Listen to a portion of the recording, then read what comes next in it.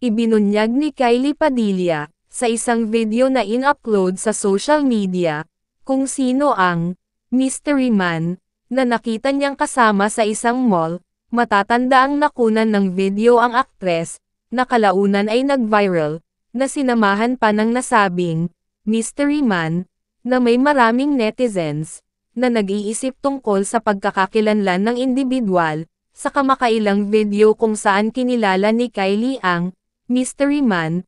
Nakipag-usap si Kylie sa celebrity coach na si Francis Simon na sinabi ng aktres na alam ang pagkakakilanlan ng tao, at idinagdag na siya ay isang kamukha ng coach.